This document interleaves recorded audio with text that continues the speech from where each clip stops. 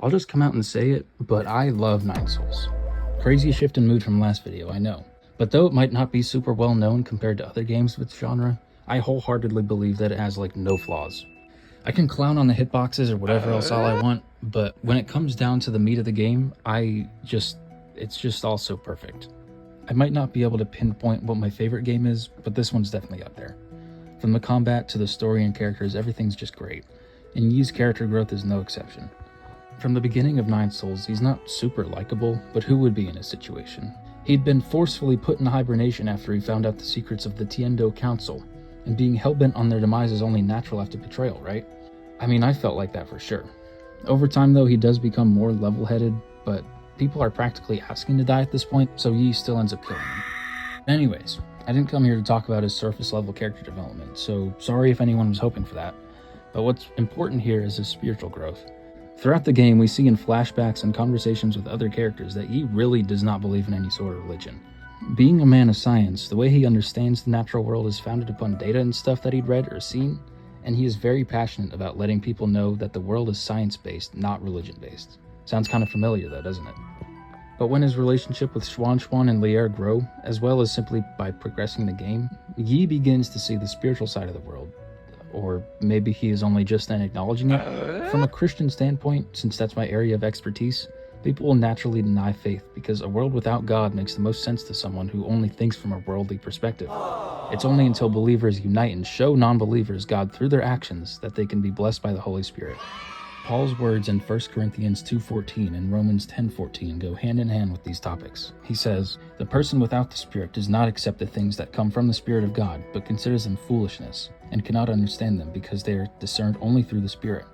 How then can they call on the one they have not believed in? How can they believe in the one whom they have not heard?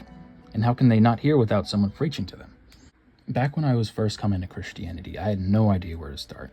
I thought I had to pray a certain way. I thought I had to know the Bible like the back of my hand. I thought I had to do and know all these crazy, unattainable things from the very beginning. Truth be told though, I was just afraid to commit. Starting from square one later in life than most others I'd known was a strange experience, and it was hard to establish myself when I thought I knew so much already. After all, in the words of a certain wise man, starting over is harder than starting up. This quote echoes in my mind to this day though, for certain other reasons. The road to where I am now has been bumpy, sure, whether self-inflicted or not. What I'm getting at though, is that even in my dull moments, I had people to support me. I could not have started this journey without the help of other Christians. When I stumbled or questioned my faith, now I would go to God about it, obviously. But before, the people who remained by my side through the entire process were my lifeblood, my greatest defense against failure. When I count my blessings, these people are high among them. They've helped me see the light in life, and anyone should consider themselves lucky to have this sort of assistance.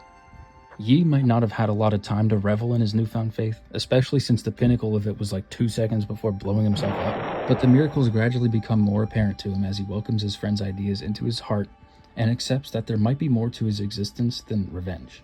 Take Fusang for example.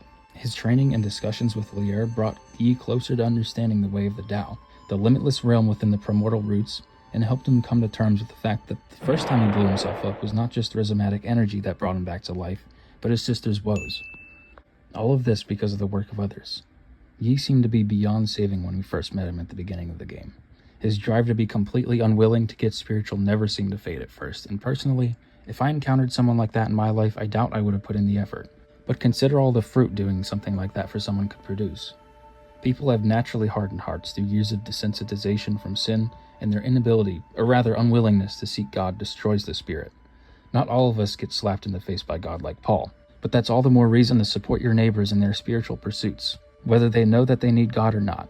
Much like Yi's experience, even the little actions one does for another, or simply being a witness to God's greatness can make a lasting impact on someone. 1 Peter 2:12 says, "Live such good lives among the pagans that though they might accuse you of doing wrong, they may see your good deeds and glorify God on the day he visits us. And no truer thing has been conceived by the flesh."